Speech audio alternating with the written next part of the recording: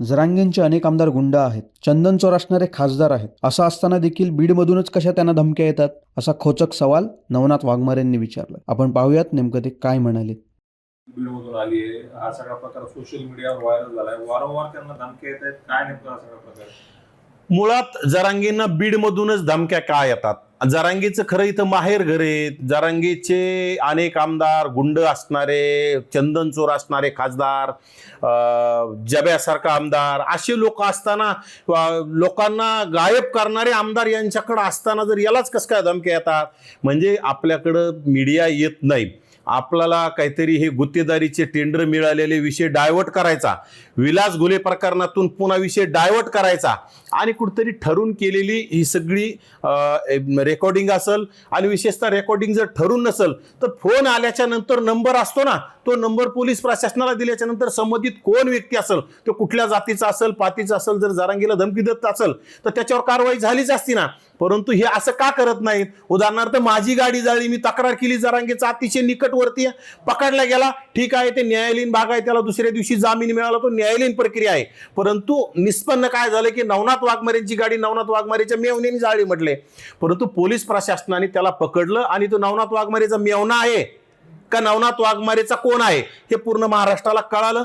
त्याप्रमाणे जरांगेच्या माणसांनी, जरांगेची एवढी मोठी टीम आहे इथं, मग ते तक्रार का करत नाहीत? इकडं म्हणायचं आमचं जरांगे आमचं काळीज आहे, आणि मग काळीजासाठी तुम्ही त्या पुढच्या व्यक्तीचं नाव, पुढच्या व्यक्तीची नंबर पोलीस प्रशासनाकडे देऊन तक्रार केली पाहिजे. परंतु तुम्हाला फक्त याच्यातून कसा फायदा घेता येईल आणि समाजाला भावनिक कसं करता येईल, बाकी काय नाही. विशेषतः जरांगेला रात्रीच्याला रस्त्यावर सोडून जरी दिलं तर पिसाळलेलं कुत्रं सुद्धा चावणार नाही, कारण की जरांगेच पिसाळलेला आहे. जरांगेने बीड सारखं शहर जाळलं, बीड सारख्या शहरामध्ये, जिल्ह्यामध्ये दहशत निर्माण केली. महाराष्ट्रात गोरगरीब ओबीसींना मारहाण करण्यासाठी त्याच्या गुंड लोकांनी गुंड लोकांनी काम केलं. त्यामुळे जरांगे मूळ गुंडांचा, तडीपार लोकांचा, हद्दपार लोकांचा आणि अशा मारामाऱ्या करणाऱ्या लोकांचा, वाळू माफिया, गुटखा माफिया, मटका माफिया, जमीन हडप करणाऱ्या लोकांचा आका आहे. आणि आकाला कोण मारत असतं? तोच या राज्यामध्ये डॉन आहे. त्यामुळे जरांगीनी कुठेतरी जरांगीच्या कार्यकर्त्यांनी खोट्या क्लिप्स व्हायरल करून आणि किंवा त्यांनीच त्या ठरून क्लिप व्हायरल करून समाजाला भावनिक करण्याचं काम करू नये. आणि विशेषतः तुम्हाला जर खरंच तसं वाटत असेल तर त्या क्लिप्स आणि ते नंबर पोलीस प्रशासनाकडे देऊन त्या संबंधित व्यक्तीला अटक करण्यासाठी तुम्ही मागणी केली पाहिजे. जरांगेच्या निकटवर्तीयांना 1300-1350 कोटींचे कामं मिळतात. पाठीमागं सुद्धा काहीतरी 900-950 कोटींचे कामं मिळाले. आता सुद्धा काही लोकांच्या नवीन आता पुन्हा प्रामा तयार झाल्यात, त्यांना सुद्धा कामं मिळालेत. म्हणजे विखे पाटलांच्या खात्यामार्फत हजारो कोटीची यांना कामं द्यायचे. ऊर्जा खात्यामार्फत जरांगेच्या निकटवर्ती जो आंदोलनाचं आयोजन करणारा सरपंच आहे त्याला ऊर्जा खात्यामार्फत कामं द्यायचे. आणि मराठा समाजाला घुमवण्यासाठी ह्या लोकांना हाताशी धरण्याचं काम आहे. ओबीसीच्या कुणबी नोंदीमार्फत प्रमाणपत्र काढून गरीब मराठ्यांचं भलं होणार नाही, फक्त ओबीसींचं राजकीय अस्तित्व संपवण्यासाठी सरकार आणि जरांगीची सेटलमेंट आहे. सरकार आणि जरांगे मिळून ओबीसींची राजकीय हत्या, ओबीसींचा केसानी गळा कापण्याचं काम करत आहेत. आणि ओबीसींच्या येणाऱ्या काळात गावगाड्यात ग्रामपंचायत सदस्य, जिल्हा परिषद मेंबर, पंचायत समिती मेंबर म्हणजे स्थानिक स्वराज्य संस्थेमध्ये सभागृहात प्रतिनिधी गेला नाही पाहिजे असं सरकारनेच ठरवलंय.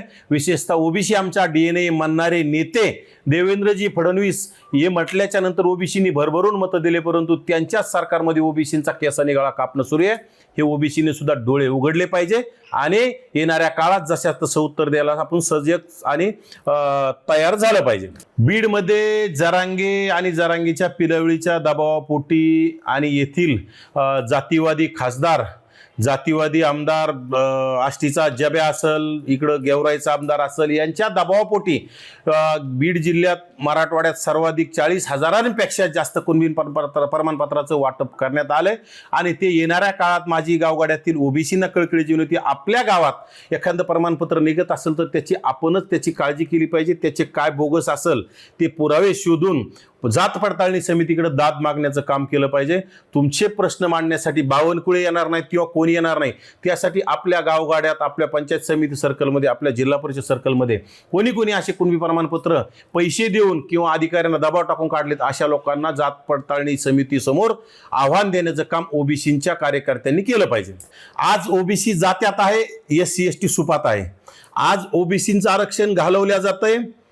आणि येणाऱ्या काळात SC STंचं आता वर्गीकरणाच्या नावाखाली त्यांचे तुकडे तुकडे करून येणाऱ्या काळात त्यांचं सुद्धा आरक्षणामध्ये अशी घुसखोरी करून त्यांचं आरक्षण संपवायचं आणि येणाऱ्या काळात पुन्हा काही वर्षांनी ना मराठ्याला ना OBCला ना SCला ना STला म्हणजे यांचा सगळा कल संविधान संपवण्यावर आहे आणि समान नागरिक कायदा आणण्याची यांना मानसिकता दिसते. त्यामुळे राज्यातील OBC SC ST गरीब मराठ्यांनी एकत्र येऊन या राज्य सरकारच्या विरोधात आपण आवाज उठवला पाहिजे.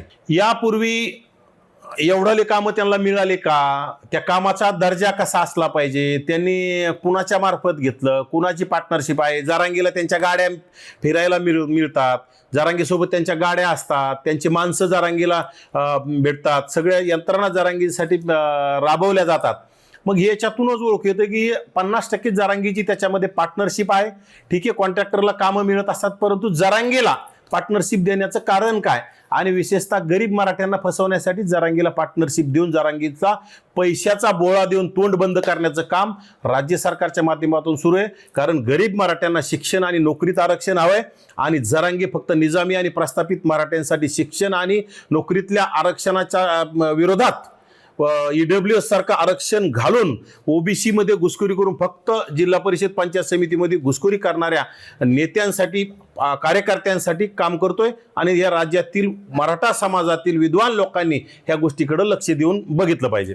OBCचं आरक्षण पूर्ण संपलेलं आहे आणि विशेषतः OBCची जातनिहाय जनगणना करू असं लोकसभेच्या वेळी केंद्रीय गृहमंत्री अमित शहा यांनी सांगितलेलं असताना सुद्धा जातनिहाय जनगणना सुरू झाली, परंतु त्याच्यामध्ये OBCचा कॉलमच नाही. म्हणजे OBCंना फक्त चॉकलेट द्यायचे, OBC आमचा DNA म्हणायचं, OBCची मतं घ्यायची आणि मतं मिळाल्याच्या नंतर सत्तेत गेल्यावर OBCंना सबसेल विसरून जायचं आणि जे दादागिरी करीन, जे कुठेतरी झुंडशाही निर्माण करीन त्यांना पाहिजे ते देण्याचं काम तेही OBCच्या वाटेचं काढून त्यांना देऊन टाकायचं असं सातत्यानं आम्हाला पाहायला मिळतंय.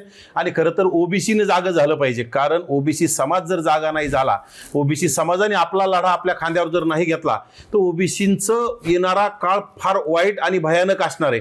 कारण राज्यामध्ये 12 OBCचे मंत्री आहेत, मंत्री चकार शब्द OBCच्या प्रश्नावर काढायला तयार नाहीत.